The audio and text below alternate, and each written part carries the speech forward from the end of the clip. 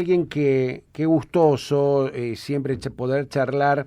Podemos hablar con él inclusive de lo que está pasando en vista ya de estas próximas elecciones hacia las PASO, puntualmente sobre las internas de los partidos políticos, sobre la renuncia de Mauricio Macri a su candidatura, también sobre la actual situación social, que obviamente hay sectores bastante empobrecidos.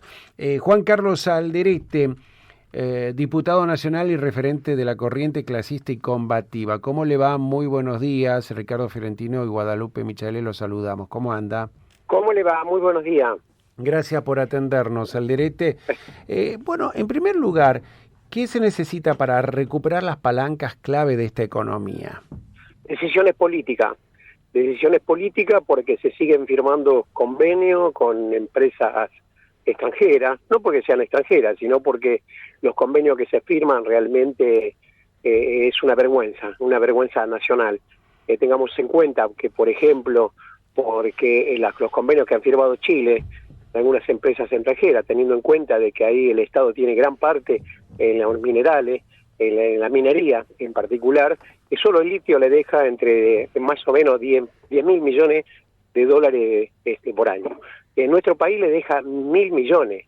Están extrayendo y están pagando no lo que paga en el mercado, sino que se paga según la declaración jurada, y el mercado lo inventan las propias empresas.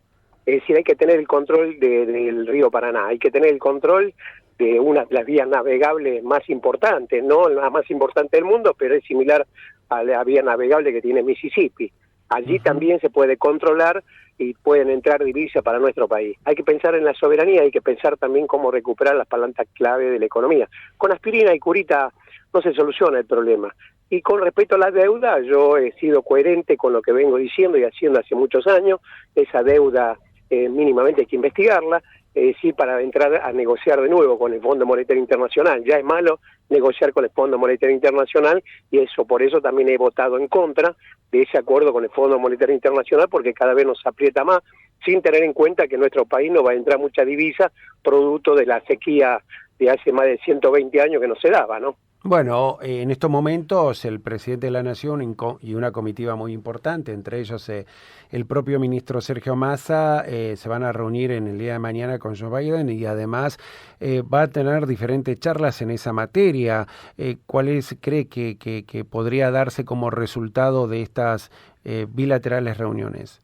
No, bueno, sí, el fondo va a seguir insistiendo, porque no hace tampoco caridad, ¿no? El fondo, cada vez que se le plata al fondo, intereses sobre intereses sobre intereses, y también se involucra en la política en un país, ¿no? Impone inclusive condiciones.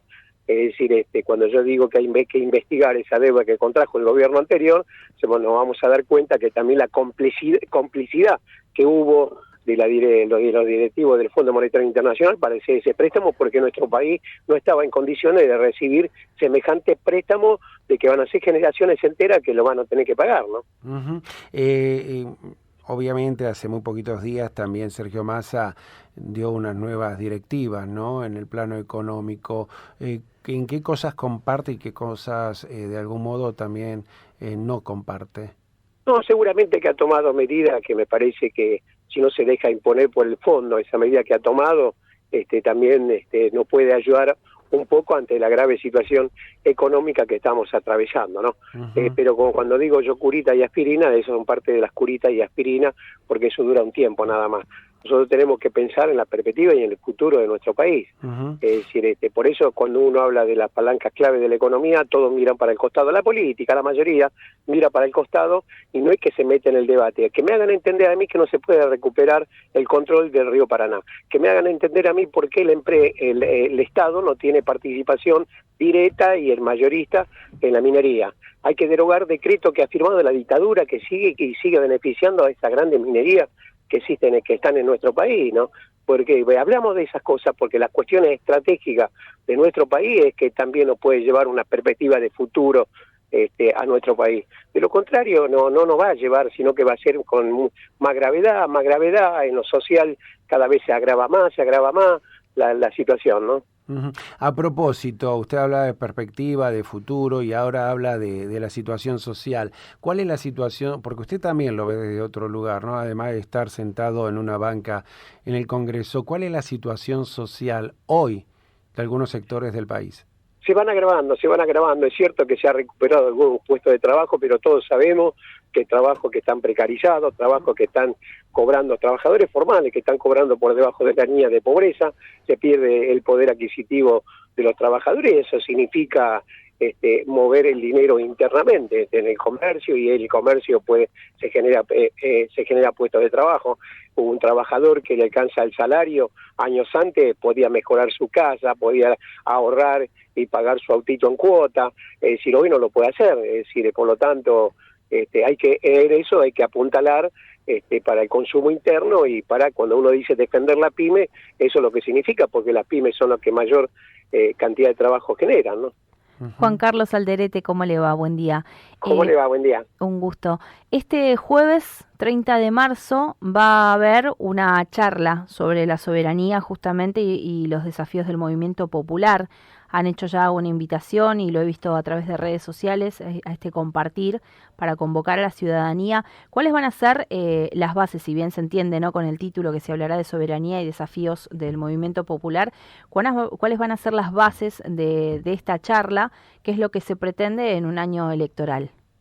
Pretendemos de que esto salga a luz, y pretendemos de que con mucha seriedad, un libro que se escribió por Sangra del Paraná, es decir, por el Paraná se van la divisa. Queremos con esa actitud el dinero que se contrabandea, que se va desde allí del Paraná por no tener los controles de los puertos.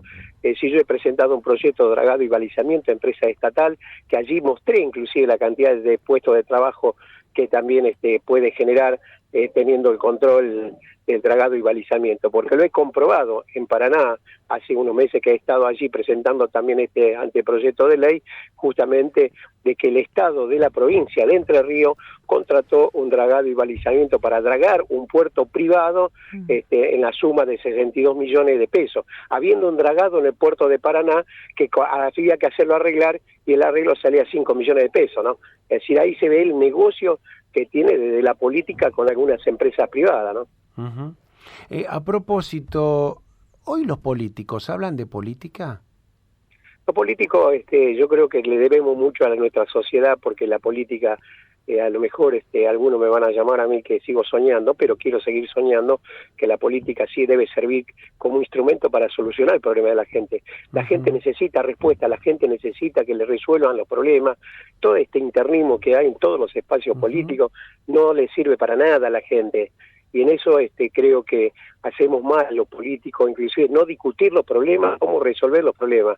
En todo caso, si no le puedo resolver los problemas, tengo que ser muy claro a la sociedad, no le puedo resolver los problemas por tal situación, ¿no? Entre los problemas que hay, por supuesto que pueden llegar hace mucho en un país, fuere cual fuere, pero particularmente el nuestro, el tema de la inseguridad, ¿no? Hoy ver más allá del interés que pueda tener algún medio en visibilizar, pero realmente se están visibilizando mucho los casos. Usted, bueno, lo vivió en carne propia con su hijo cuando por allí en enero, si mal no recuerdo, sé que era después de las fiestas, había sido golpeado en un robo, ¿no?, por Gregorio de la Ferrere, pero eso es cotidiano y cada vez más va en aumento, ¿no? Hoy contábamos con Guada el caso de un abuelo que ingresaba a su casa después de haber comprado un remedio, y una mujer sin ninguna cuestión más que su propia humanidad, fue, le robó, lo tiró,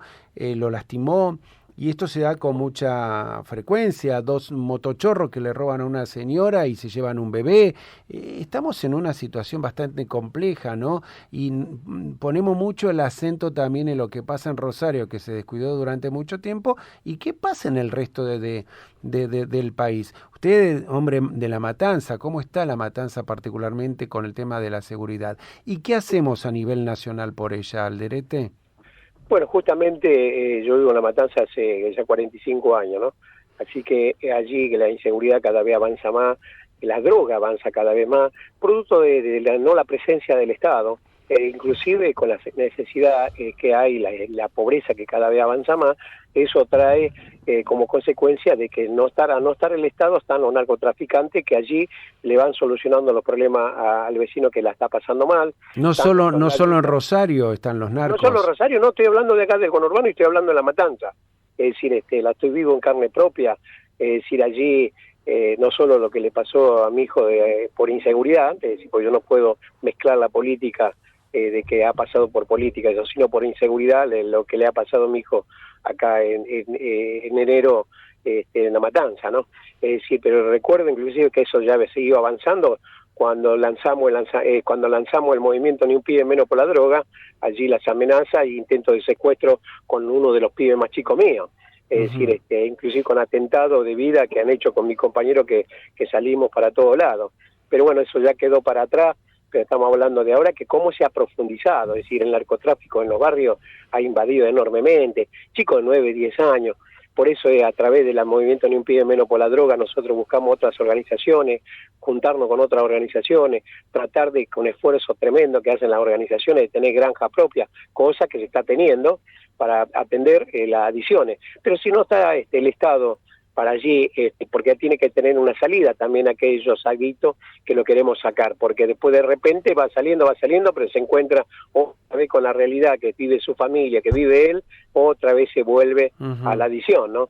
Tiene un flagelo tremendo, un daño tremendo que causa al joven, que lo lleva a la muerte, pero también le causa a la familia un enorme daño, ¿no? Estamos hablando con Juan Carlos Alderete, diputado nacional y referente de la CCC, Corriente Clasista y Combativa. Alderete, a propósito, Macri se bajó de las elecciones, dijo no voy a ser presidente. Hoy las encuestas hablaban de que podría favorecer con un 66% a Patricia Bullrich porque sus votantes irían para ella. ¿Cómo evalúa el Frente de Todos esta situación y particularmente con la interna que tienen? No, para mí, inclusive cuando no dan los números hay que ser realista, cuando no le dan los números, yo creo que a Macri no le daban los números, lo dicen todas las encuestas, no porque lo diga yo, y bueno, creo que ha hecho lo más lógico que debería hacer, bajarse y dejar el camino a otros candidatos que sí, los números son más elevados que el que tenía, ¿no?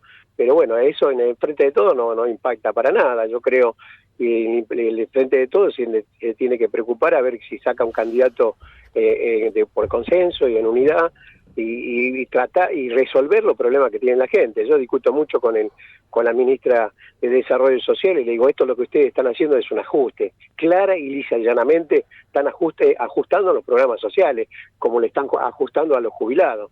Hablemos de productividad, hablemos de los programas sociales, cómo transformar en empleo, porque ustedes hablan de terminalidad escolar, me parece fenomenal que los empujamos y todo, pero una madre que tiene 4 hijos, 5 hijos, es jefa de hogar, ¿cómo hace para terminar la escuela si muchas veces se le imponen en algunas casas que tiene que hacer una changa para limpiar una casa y dejar? No, es imposible. Entonces, ¿Qué opina Tolosa Paz al respecto, Alderete? No, bueno, quiere quedar bien con una parte de la clase media, con aquellos que no han demonizado permanentemente, no han atacado permanentemente a las organizaciones de trabajadores desocupados, ¿no? Se lo digo claramente, es decir, no ando con bella tinta, es decir, y allí a lo mejor puede ser que quiera ser candidata también, pero creo que... ¿Candidata a?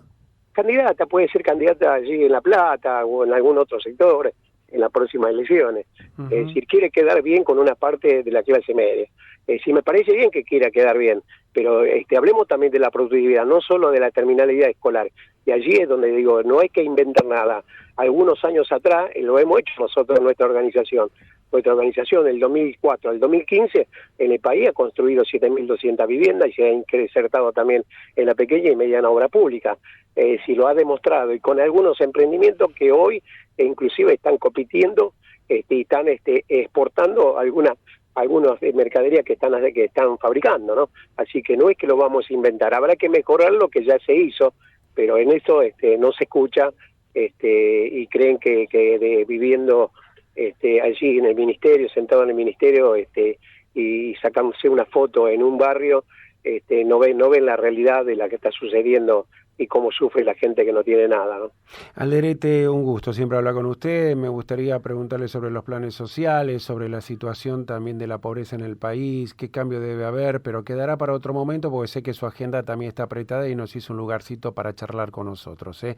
Es un gusto charlar con ustedes y muchísimas gracias por la comunicación, ¿eh?